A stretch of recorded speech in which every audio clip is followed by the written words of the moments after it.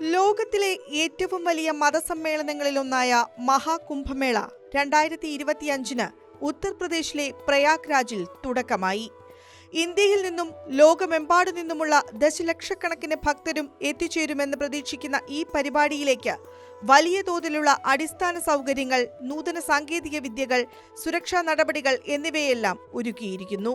ഭൂമിയിലെ ഏറ്റവും വലിയ സമാധാനപരമായ തീർത്ഥാടകരുടെ കൂട്ടായ്മ എന്നാണ് മഹാകുംഭമേളയെ യുനെസ്കോ നിർവചിച്ചിരിക്കുന്നത്.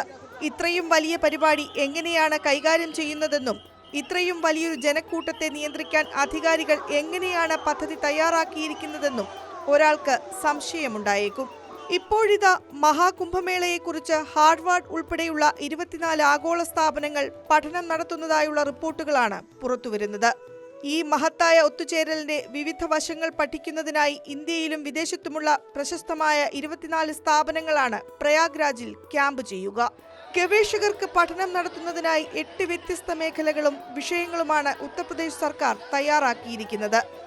Harvard, Stanford, London school of economics, Kyoto university, AIIMS, IIM Ahmedabad, IIM Bangalore, IIT Kanpur, IIT Madras, JNU തുടങ്ങിയവയാണ് പ്രയാഗ്രാജിലേക്ക് ഗവേഷകരെ അയക്കുന്ന സ്ഥാപനങ്ങൾ.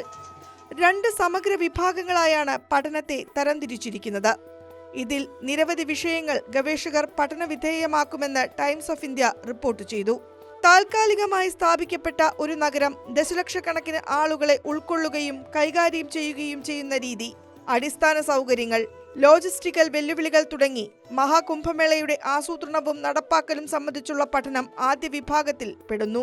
താമസം, ഭക്ഷണം, ഗതാഗതം, മതപരമായ കാര്യങ്ങൾ, ഭക്തരുടെ ചെലവുകൾ തുടങ്ങി മഹാകുംഭമേളയുടെ സാമ്പത്തിക അനന്തരഫലമാണ് രണ്ടാമത്തെ വിഭാഗത്തിൽ പഠനവിധേയമാക്കുക.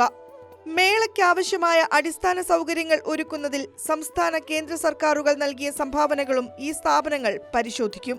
ടെന്റുകൾ, പോണ്ടൂണുകൾ, മുള ഉപയോഗിച്ച് നിർമ്മിച്ചിരിക്കുന്ന പ്രയാഗ്രാജിലെ താൽക്കാലിക പോപ്പപ്പ് സിറ്റിയുടെ നിർമ്മാണത്തെക്കുറിച്ചും ഗവേഷണ സംഘങ്ങൾ പഠിക്കും. കുംഭമേളയ്ക്ക് ശേഷം ഈ നഗരം പൊളിച്ചുമാറ്റും. നഗരാസൂത്രണം, വിഭവങ്ങൾ കൈകാര്യം ചെയ്യൽ, കുറഞ്ഞ സമയത്തിനുള്ളിൽ സന്ദർശകരുടെ വലിയ തോതിൽ എത്തുമ്പോൾ അവരെ ഉൾക്കൊള്ളുന്നതിനുള്ള ലോജിസ്റ്റിക് സംവിധാനങ്ങൾ എന്നിവയെക്കുറിച്ചും അവർ പഠിക്കും. All India institute of medical sciences അപകട സാധ്യതയെക്കുറിച്ച് വിലയിരുത്തുകയും അടിയന്തര മെഡിക്കൽ സംവിധാനങ്ങൾക്കുള്ള തയ്യാറെടുപ്പുകൾ പരിശോധിക്കുകയും ചെയ്യും. Indian institute of technology Kanpur Saksham strategic Nikshay അഭിയാനുമായി സഹകരിച്ച് മഹാകുംഭമേളയിലെ സോഷ്യൽ മീഡിയയുടെ പങ്കിനെക്കുറിച്ച് പഠിക്കുമെന്ന് ഹിന്ദുസ്ഥാൻ ടൈംസ് റിപ്പോർട്ട് ചെയ്തു.